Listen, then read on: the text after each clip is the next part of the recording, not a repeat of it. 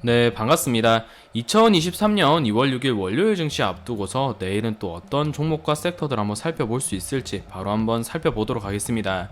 자, 내일은 크게 두 가지 이슈 가지고 왔습니다. 자, 타이틀 보시는 것과 같이 중국 정찰 풍선의 회담이 취소되었다. 다시 한번 얼어붙는 미중 관계 갈등 양상이 형성이 되었다라는 것과 그리고 STO 24시간 거래 허용, 증권사 인수전이 본격적으로 막을 올랐다라는 겁니다. 자, 사실 이번 STO 관련해서는 2월 6일에 발표가 될 예정에 있었는데 좀 주말간의 이슈를 좀 펌핑을 시켜주면서 내일 있을 장 초반에서 STO 관련주들의 좀 시세를 한번 기대해 볼 수 있을 만한 포인트로 지금 자리를 잡았다라는 데서 좀 집중을 해볼 필요가 있겠습니다.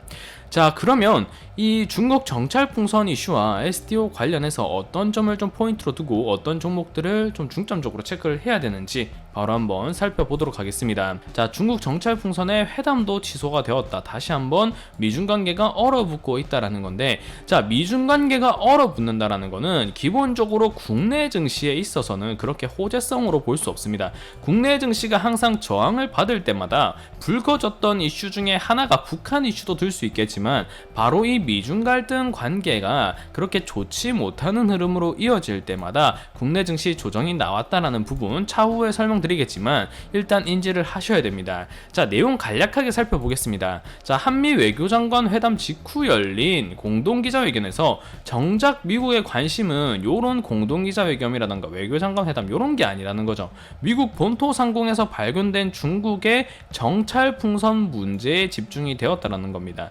물론 중국은 실수로 넘어간 것이라고 얘기를 하고 있고 정찰용이 아니라 민간용이라고 해명을 하고 있는 부분이지만 사실 정치적으로 어떠한 이슈에 대해서 꼬투리를 잡고 늘어진다라고 한다면 한도 끝도 없습니다. 특히 미중 관계에 있어서는 더 그렇겠죠. 그렇기 때문에 블링컨 국무장관은 용납할 수 없는 주권 침해라며 내일로 예정되었던 중국의 방문을 전격 취소했다라는 거죠. 그렇기 때문에 지금 기대되었던 중국과 미국의 이런 완화 스탠스 측면이 이번 이 정찰 풍선 이슈로 인해서 완전히 무너져 버린 거죠. 그렇기 때문에 지금 미국 증시가 새벽간의 조정이 금요일 새벽간에 조정이 나왔던 부분인데 시장이 조정 나오면서 글로벌 증시가 마찬가지로 내일 아시아 증시가 전반적인 약세를 보일 수 있는 측면에서 미중 관계의 갈등 양상까지 나왔다. 그 조정 사유로 미중 갈등 포인트가 대두될 수 있는 부분이기 때문에 동국 RNS라던가 유니온과 같은 히토류 관련주들 특히나 주목해 볼 필요가 있겠습니다. 자, 그리고 살펴볼 이슈 STO 관련입니다. 사실 증권형 토큰 아직까지는 생소하신 분들이 있을 것이고 요게 NFT와 뭐가 다른데 하시는 분들도 많으실 텐데 아직까지 명확한 가이드만 지금 스케치만 나오고 있는 부분이기 때문에 사실 어수선할 수 있습니다. 그러나 우리가 지금 투자할 수 있는 포인트라고 한다면 흔히 채권이 있을 수 있고요. 그리고 주식을 비롯한 증권이 있을 수 있고요. 그리고 금과 같은 실물 자산이 있을 수 있습니다. 자, 여기에 플러스해서 이번에 STO 증권형 토큰이 추가된다라고 보시면 됩니다. 물론 여기에 부동산도 있을 수 있겠죠. 이렇게 새로운 하나의 투자 수단으로 떠오를 수 있는 것이 STO이기 때문에 이번에 STO에 대해서 이렇게 가이드라인하고 금융위에서 전면 허용이 나오고 있는 거는 사실 단기적인 관점에서도 뜨거운 시세가 될 수 있을 뿐만 아니라 새로운 시장의 새로운 마켓의 형성이라는 측면에서 상당히 좀 주목을 해볼 필요가 있는 부분입니다. 자, 블록체인 기술에 기반의 부동산 미술품 등의 조각 투자를 할 수 있는 토큰 증권 발행은 이르면 올해 상반기부터 전면 허용될 예정이다. 24시간 온라인으로 실물 자산의 소액 투자가 가능하다. 조각 투자의 포인트는 결국에 작은 자본으로도 투자를 할 수 있다라는 겁니다. 그만큼 이 시장 유동성을 활발하게 일으키겠다라는 부분으로 볼 수 있겠죠. 개인의 접근성을 늘리겠다라는 겁니다. 자, 코인보다 안전하고 주식 부동산보다 새로운 투자 시장이다라고 되어 있죠. 자, 코인 같은 경우에는 아직까지 제도권으로 정착이 안 되어 있는 부분이죠. 국가 보증이 안 되는 부분이라는 겁니다. 하지만 이번 블록체인 기술에 기반해서 조각 투자를 허용할 수 있는 STO 같은 경우에는 증권사와 정부로 편입이 된 부분이기 때문에 어느 정도 그 안전성에 대해서 보증을 할 수 있다는 측면에서 코인보다는 상당히 안전성이 확보가 되어 있다라고 보시면 되는 거죠.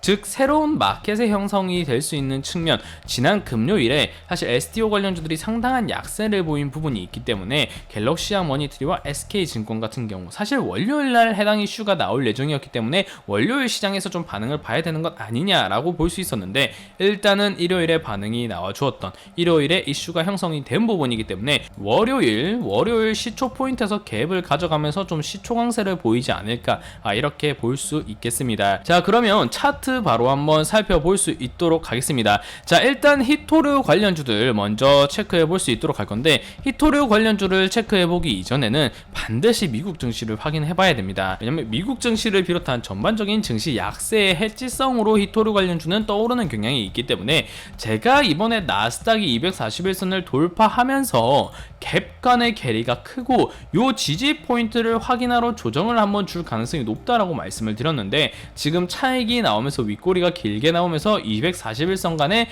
괴리를 좀 줄이는 그런 모습이 나왔습니다. 자, 그 퍼센테이지가 한 1.6% 정도, 최근 변동성을 고려하면 낮다라고 볼 수 있지만 일단 조정폭은 확실히 나왔다라는 거죠. 국내 증시 역시도 241선에 맞물려서 테스트하고 있는 라인이라는 점을 감안을 했을 때, 자 보시면 241선에 맞물려 있는 부분이기 때문에 여기서 바로 갭을 주고 올라와 주면 되는데, 반대로 그게 아니라 이 미중 갈등 포인트라던가 미국 증시의 영향, 이런 차익성 매물을 고려해서 조정이 나온다라고 했을 때 요 히토류 관련주들이 그 사유로 떠오를 수 있다라는 점 충분히 좀 주목을 해볼 필요가 있습니다. 물론 내일 국내 증시가 반등이 나오고 미중 갈등 관련주들이 반응이 나오지 않을 수도 있습니다. 하지만 지금은 양방향성 포인트를 모두 고려해야 될 위치라는 점을 감안할 때 국내 증시 역시도 조정 포인트를 염두에 둘 수 있는 부분이기 때문에 동국 RNS라든가 유니온 충분히 주목을 해볼 필요가 있다. 자, 차트로 간략하게 살펴본다고 하면 동국 RNS 같은 경우에는 매집대는 상당히 지금 충분한 그런 상황입니다. 뭐 최근에 거래량이 터지지 않긴 했지만